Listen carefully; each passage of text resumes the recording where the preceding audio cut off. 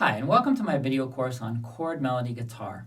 This is a subject that's very dear to my heart. If there's one secret to my own learning, everything I understand about harmony, my ability to understand music by ear, and even my ability to improvise and compose my own music, it's really my chord melody practice on the guitar. Because when you're controlling it yourself, when you're the one putting the notes and the chords together, and you can hear each note of our musical system in the context of any chord you want, and you can change things, and you can go forwards and backwards, and you can look at things from all different angles. Just like anything else in life, when you can get your hands on it and examine it for yourself, that's when you can really understand something. And so through chord melody, through the practice that I'm going to teach you in this course, you're going to learn not just the performance ability, the ability to express music in chord melody style. You're also going to learn how you can use chord melody guitar like your own personal laboratory of sounds that allows you to explore our musical system for yourself and understand any musical concept you want. So what I want to show you in this course is a way that you can build a chord melody practice in your life that's easy and relaxing and beautiful and that deepens your relationship with the guitar and with music in general. So let's get started. Our first step is just to build out the key of the music on the fretboard so that we can begin working with the sounds. I'm going to build a major scale here in the key of G with my note 1 on the low E string. And we'll build the major scale across 2 octaves. And the key to this exercise is to be mindful of the tonal numbers or the scale degrees with each note that you play. IFR students who have been with me for a while, this is just the way we think about music all the time, and it's the way we find the notes in the first place. But if this concept is new to you, what I mean is that this can't just be an empty scale drawing. It can't just be like a bunch of little black dots on your fretboard. You've got to know that this is note 1, and this is note 2. This is note 3, note 4, note 5, note 6, note 7, and then this is note 1 again. In the second octave, we have 1, this is note 2, note 3, note 4, note 5, note 6, note 7, and note 1 again. We have to know the location of each tonal number because for chord melody, we're going to be pulling notes out of the key of the music to create the chords that we want. So we have to know which note is which. And so if that's new to you, just take some time now and rehearse that. Just practice playing through the scale, maybe saying the numbers out loud, 1, 7, 6, 5. It's even better if you sing 4, 3, 2, 1, 7, 1, 2, 1, 2, 3, 4, 5. So that if I were to ask you where's note 6, you would just play it immediately and know that that's where note 6 is. That's what we have to get to. Now you don't have to kill yourself in this lesson memorizing this because we're going to be reinforcing this with every lesson. Every time we talk about music in this course, we're going to be talking in the tonal numbers. We're going to stay in this key. And so by the end of this course, you will be an absolute black belt expert in knowing where each tonal number is located in this key on your fretboard. But you can begin that process now and start getting used to this terminology and start getting familiar with the locations of the tonal numbers on your fretboard. Then the first chord concept that we're going to study is the 1 chord. Now the 1 chord is made up of the notes 1, 3, 5, and 7. And we find these notes in the key of the music. So we're not switching to some other concept. We're not trying to impose some sort of, memorized chord shape on top of this scale. We're still seeing the scale and we're still using the scale. But we're only playing certain notes of the scale. That's how we're going to build the chords. In the case of the 1 chord, we need the notes 1, 3, 5, and 7. So we're just going to go through the scale in the same way, but this time only play those notes 1, 3, 5, and 7. So we'll play note 1. Then we're going to look at this note 2, and we're going to use it to locate the note 3 that we're interested in. We're going to play the note 3. We'll look at that note 4, but we're going to skip over it because it's the note 5 that we want.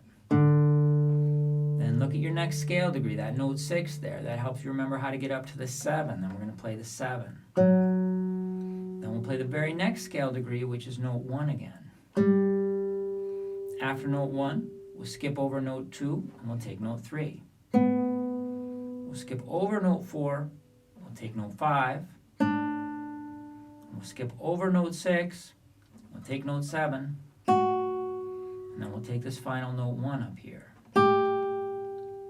And just practice that. 1, 7, 5, 3, 1, 7, 5, 3, 1. This is the vision that we want to practice. We want to see both layers. We want to see the underlying key of the music, the entire tonal map, the entire major scale, all 7 notes of the scale. And then on top of that, we want to see just the notes that we're interested in for this particular chord. Those are the notes 1, 3, 5, and 7. And so what I would do at this moment is to stay here for a couple minutes and just kind of jam with these sounds, just improvise melodically with the notes of the one chord. We'll play them one at a time, just as if we were soloing, but the only notes we're going to allow ourselves to play are 1, 3, 5, and 7. That'll just help us get used to what this whole shape looks like running through the key of the music.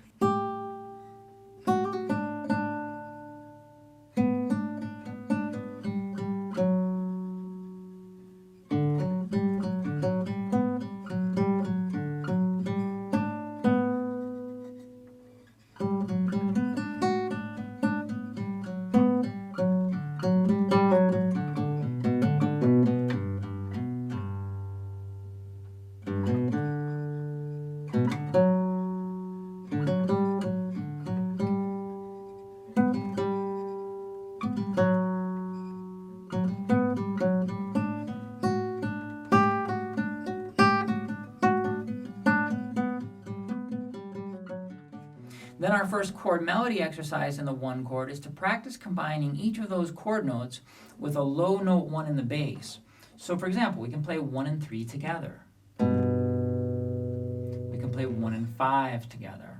When our chord note moves up to note 7, we can play 1 and 7 together. And when our chord note moves up to note 1, we can play 1 and 1 together.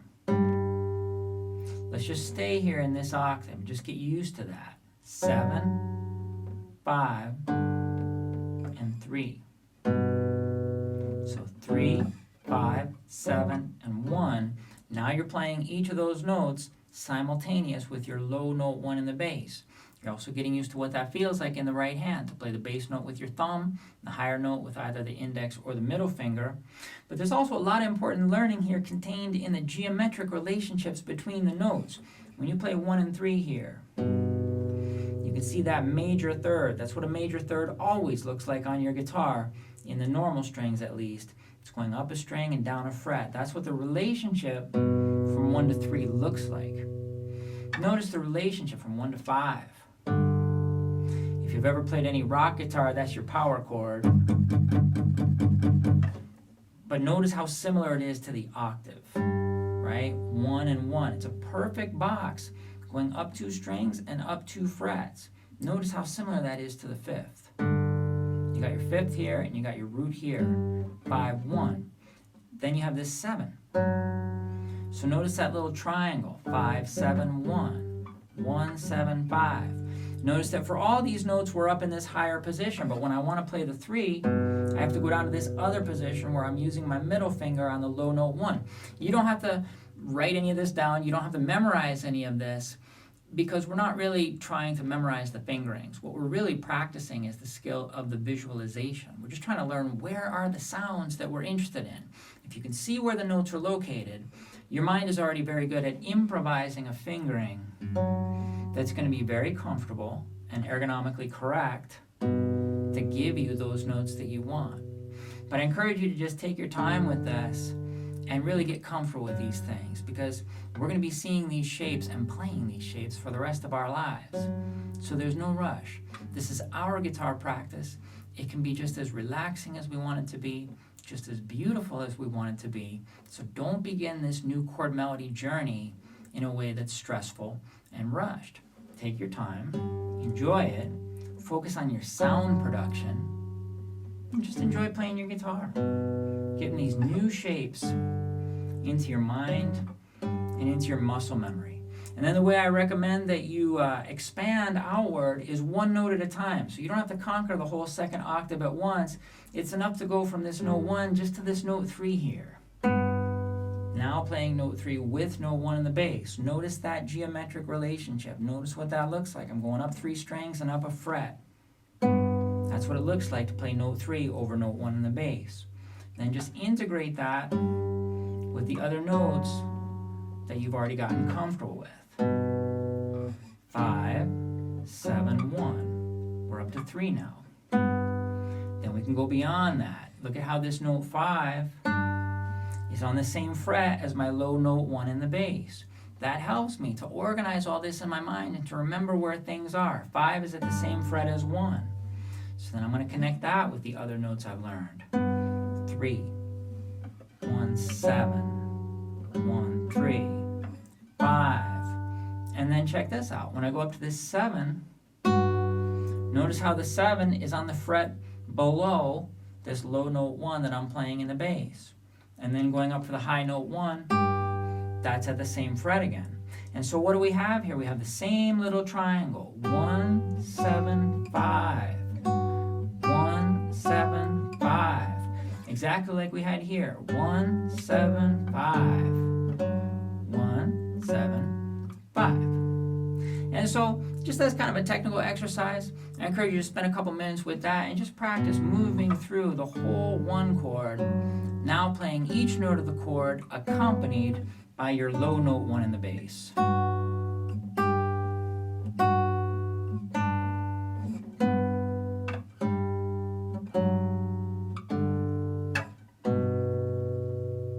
Then once you've mastered all those little 2-note chords and you can play any one of them effortlessly, then you're ready to move on to what I call our true chord melody practice.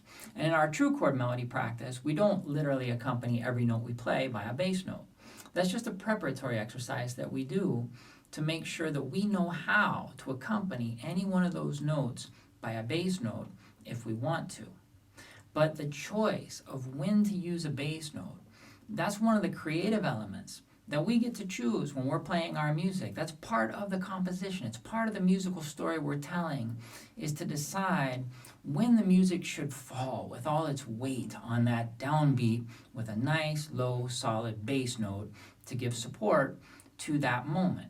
With chord melody, it's really important to start off in the right way, to start right from the first day, practicing the dynamic of chord melody in a healthy way. And what I mean by that is that we don't want our chord melody practice to become or to feel like having to keep multiple lines going in the music. Like you got this bass line you got to maintain, and then you got chords you got to play in the middle, and then you got to figure out a way to weave a melody in there, and it all starts to feel like you're juggling a bunch of balls in the air, and it's like some big circus routine. That's not what we want at all. We want the music to breathe. We want to be able to relax and stretch out and express ourselves creatively and tell our musical stories. And so the way that we do that is that we learn to think of the bass note and later the chords as well as just an effect that we apply to any melody note that we want to. And so our focus the whole time is on our melody. It's on that melodic story that we're telling. But when the melody note requires the support of that nice low bass note underneath, we'll know how to do that. Let me show you an example. Let's look at these notes here. 5, 3, 5, 7. Now, if I were to play those mindlessly without thinking about, this concept of where the weight of the music falls and how the music needs to breathe and when to apply a bass note, I might accompany them all by a bass note, and it would sound like this. 5, 3, 5, 7. But notice how different that is from this.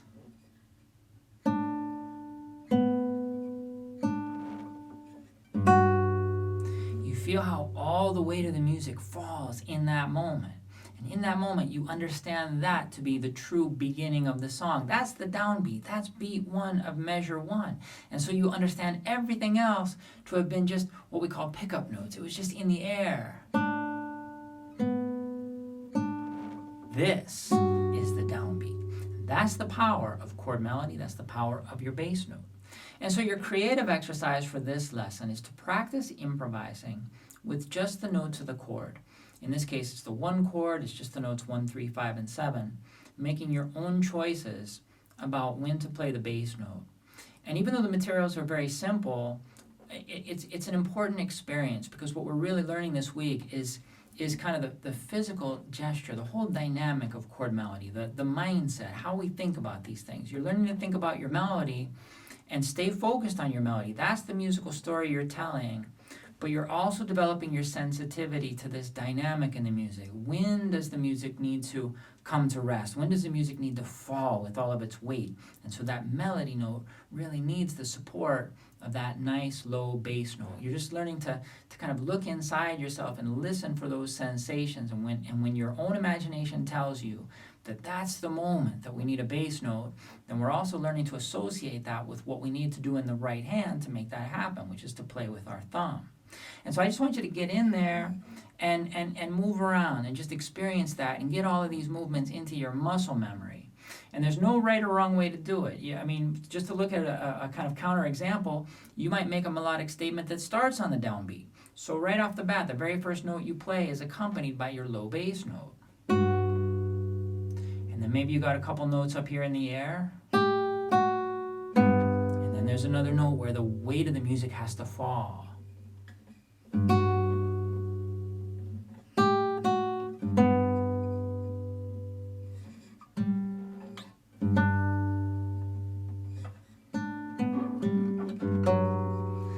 All up to you when you're feeling it. That's what I want you to get used to.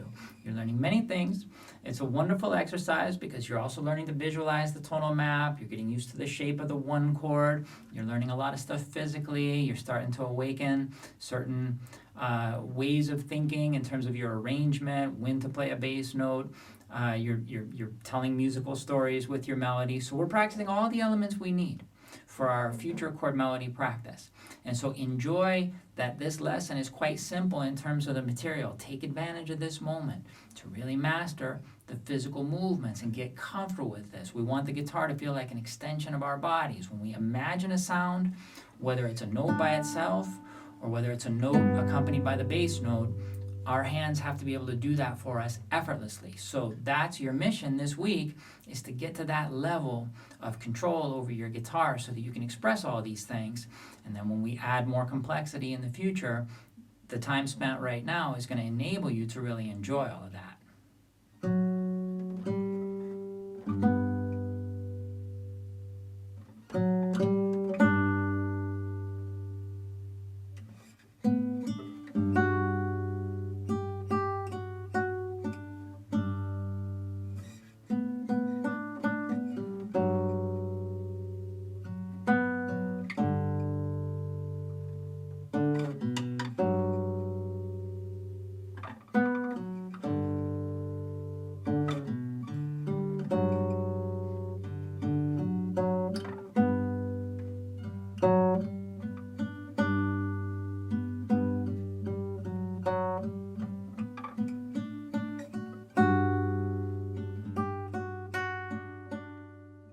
Now, once you're comfortable doing that in the one chord, then there's just one other chord that I also want you to explore in the same way, and that's the 4 chord. The notes of the 4 chord are 4, 6, 1, and 3. So those are the notes we'll be using in our improvising. And for our bass note, we're always going to play the root of the chord. So now the bass note is going to be note 4. But first, let's just take a moment and figure out where all these notes are. We'll go through our process to learn to visualize the notes of the 4 chord in this region on our fretboard. The first thing I'm going to do is walk up to the first note 4 I find. Okay, so that's going to be my bass note later for my chord melody exercise. But first we're just going to clarify where all the notes of the 4 chord fall. That's my note 4. I'm going to skip over note 5, and this time I'm going to take note 6. I'll skip over note 7, but I need note 1. I'll skip over note 2, and I need note 3. So let's just review that. 4, 6, 1, 3. And just above 3, of course, is the very next note 4. Something that might help you is to notice how this shape, 4, 6, 1, 3, 4, is identical to the shape of the 1 chord, 1, 3, 5, 7, 1. Later the shapes are going to change because of the way they intersect this funny zone on the guitar where the tuning between the strings is different. But at least in that first octave, you already know this shape very well. But what we have to do is continue picturing the overall musical landscape here. We have to picture where we are in the key of the music. This is note 4, note 6, note 1, note 3, and note 4. And this time we'll skip over note 5 and we'll take this note 6 up here. We'll skip over note 7 and we need note 1. So all the notes of our 4 chord are 1, 6, 4, 3, 1, 6, and 4.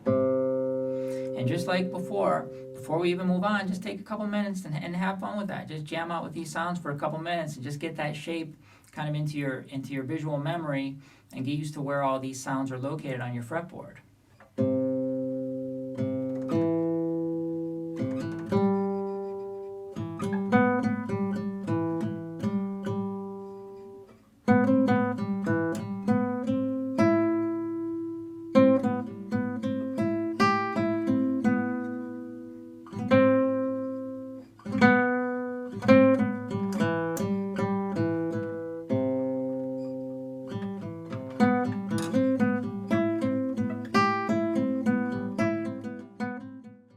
And then our next chord melody exercise in the 4 chord is to practice combining each of those chord notes with our low note 4 in the bass, which is the root of the chord. So our first little 2-note chord will be this pair of notes, 4 and 6. Then we have 4 and 1. Then 4 and 3.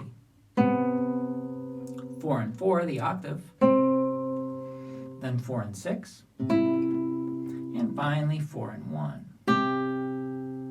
So you just want to practice moving around through all the notes of the 4 chord, this time accompanying every note you play by your low note 4 in the bass.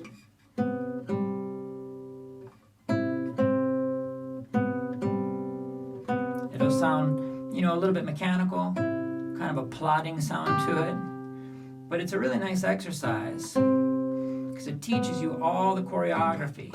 You really learn all the physical relationships here. It teaches you a lot about the intervals and about the logic of the fretboard when you start combining the notes together. And it's great training for your right hand just to get comfortable playing a bass note and a melody note simultaneously. So before we move on to our true chord melody practice, make sure you're comfortable just making all these little 2-note chords in your 4 chord. And then the final step is to move on to our true chord melody practice in the 4 chord. Remember, all that means is that we no longer have to accompany every note we play by a bass note.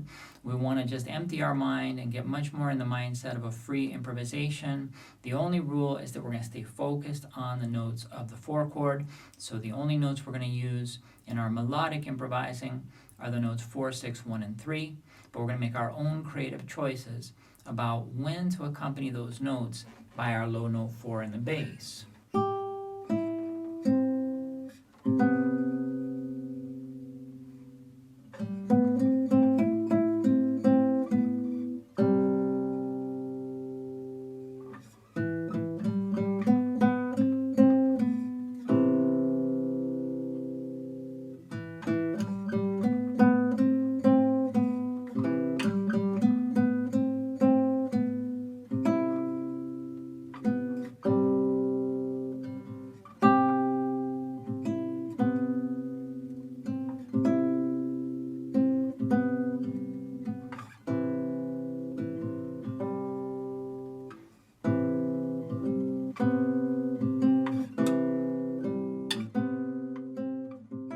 And so in total, this is what I want you to practice for this week. We're going to practice improvising in these 2 different chords. But these are separate improvisations. We're not combining the chords yet. So one day you'll sit down and practice improvising in the 1 chord. So for your melodies, you'll use the notes 1, 3, 5, and 7. And for your bass note, you'll be using note 1. And then maybe a totally separate practice session, you'll practice improvising in the 4 chord. So for your melodies, you'll be using the notes 4, 6, 1, and 3. And for your bass note, you'll be using note 4.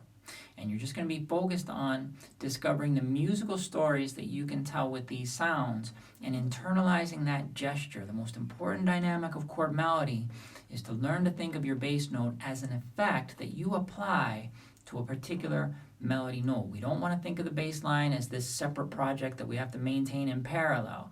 We want to stay focused on the musical story that we're telling, and we just want to become sensitive to which of those notes in the melody really require that support from underneath, because it's a moment that the music needs to fall with all of its weight, and that melody note would be naked if we didn't give it the support of a bass note.